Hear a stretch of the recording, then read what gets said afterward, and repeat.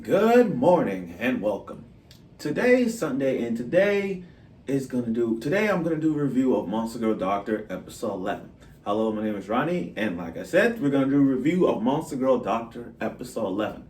Next week is gonna be the last episode, so it's gonna be intense. Also, I started Twitter, so basically, it's gonna be a little time to get used to Twitter now and then. And Instagram, I'm trying to take me a while to get used to Instagram, but get the idea. So you can follow me on Facebook, Instagram, and Twitter. But again, episode 11 of Monster Girl Doctor. This was one of the tense episodes ever in this of the show. I mean, Dr. Glenn had faced many challenges growing up. He fought many challenges. Let's think about it. I mean, from the first episode when he was feeling the Minotaur's breast, that from healing the Tilsia's leg, feeling Lulala's gills, stitching the Kunai's the Golden Girl's arms and legs, helping out Ely with her feathers and her egg problem, and Mei Mei with her confidence. The one challenge, face and healing a Titan. The one thing that Dr. Glenn hasn't done in his entire career is treating a dragon that has a heart-shaped tumor. Matter of fact, not only a dragon, but a dragon with a tumor, a heart-shaped tumor. That's the thing.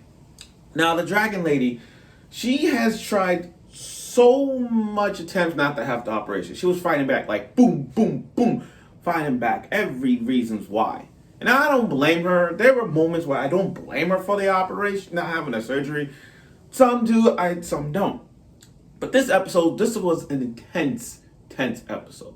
This episode didn't have no etchiness whatsoever. We just had to focus on this. Now, before that, I mean, it was about Arachnia. I say Arachnia, this ain't Monster, isn't it? No, it's about the Spider Girl. So basically, it was about her having to practice doing a surgery, and her, Telesia, and Safi, they were having a girls' night. They were having a girls' night. A girls' night. They talk about Dr. Glenn, they talk about romances, and then she brought up the BFFs, and with the red thread on their pinkies. It's a sign of, how they said the red thread of fate, the red thread of friendship, and that's what they did.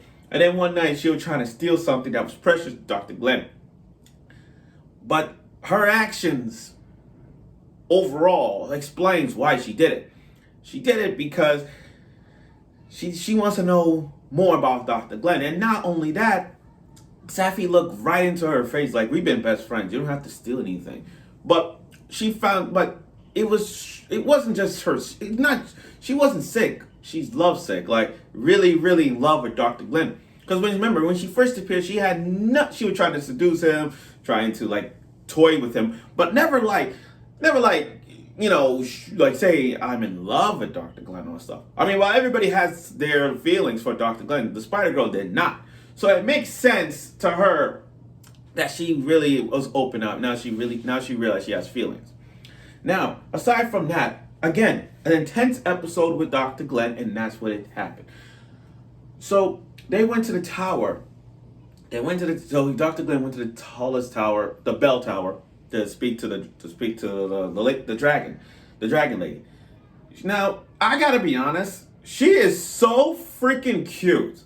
I mean, literally cute. I mean, I know I'm gonna hate people. I know I'm gonna get a crime when I say this, but she looks hotter than Toru from Miss Kobayashi Dragon Maid. Toru, I'm sorry to say this, but she is more attractive than Toru and Kana. I mean, Elma, no, not, well, I want to say a little bit. Lokoa, hell no. But over Toru, I gotta put over Toru on this. More attractive than ever. She got that sweet, innocent voice. And it's something about the voice that screams, she looks freaking good for a kind dragon lady like her. But that's what I was saying. So Dr. Glenn picked her up like some kind of Romeo and Juliet kind of scene, holding each other. And she had a reason behind why she doesn't want to have the operation. I'm going to put it short and simple because there was a lot of dialogue in this one. So basically her reason for dying, the reason she don't want the operation is because The fact that her disease is really powerful, the operation could kill someone. Two, she made the world monsters and humans. And that's it for us. You know what I mean? Like, she made the world for humans and monsters to live together after the 100-Year War. So to her, it's like, I've done my part. There's nothing else I could do. I fulfilled the prophecy, in a way.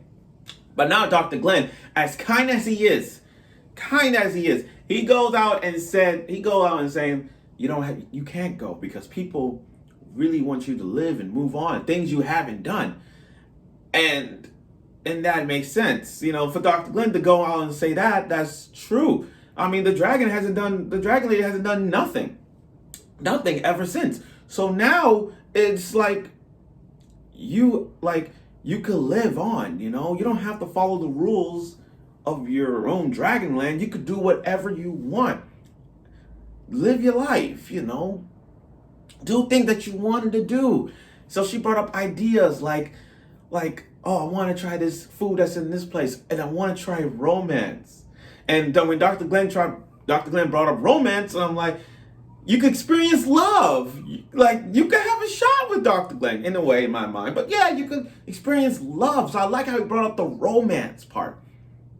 So after proving her that she could move on with her life, she wants to begin the operation. Now, the operation was intense as, I was off the edge of my seat. Watching it, I had my hands crossed like this. I was so praying for this operation to see how this works. It was so, I couldn't, anything with an operation involved, when they do those little surgeries and they see the open, I get chills. And sometimes I get like this all the time. So when I had to see the operation, I had to see how this goes. So they start with cutting off the inside, the heart one. I'm like, and then the octopus was like, okay, the dragon heart for a dragon is different. Once the temperature goes up, it's gonna burn. So, and the gases come out. So the moment they open that tumor heart, boom, and that triggered a lot. I mean, that literally it's like looking at it was the ultimate sacrifice. Like the tentacles were right there. I mean, her octopus tentacles were getting burned while doing the operation. And I'm like, no. And then Dr. Glenn was scared at first, but due to that confidence that his sensei got, he willing to do the operation. And I was really worried that Dr. Glenn was not, to be honest, I hope Dr. Glenn do this. I really hope he does successfully. And everybody was praying. And it was not just Dr. Glenn doing the surgery and all that. Everybody outside of Lindworm were supporting Dr. Glenn and the operation. And I wanted to see how it ended, but it didn't show until the end of the episode when they said the surgery was a success. I wasn't crying, but I was happy that the surgery was a success. Now she can go out freely. She don't have to cover up her body. She could just walk with her dragon self, walk whatever clothes she got on, and walk out in the blaze of glory of Lindworm and do whatever she wants for the people and for herself. So I'm happy that the operation was a very, very successful progress. Way to go, Dr. Glenn. And like I said, Dr. Glenn, he's a kind-hearted, it's true that he's a softie, it's true he's kind-hearted, but that's what he does. For a doctor who treats monster girls, not in a perverted way, but in a way that he know how to treat monster girls, is very kindly of him. And I'll tell you one thing, if the people in Monster Maizune, the girls from Monster Maizune, should take lessons from Dr. Glenn. Literally should take a lesson from Dr. Glenn. Or better yet, have the girls from Monster Maizune or from interviews with monster girls comes to Monster Girl Dr. Era. I'm telling you, they're going to get the good Zack treatment that he's getting. Although it will be nice to see a crossover with Monster Maizune and Monster Girl Doctor, to have Safi and Mia go at it. That'll be great. But other than that, like I said, this was the 10th episode.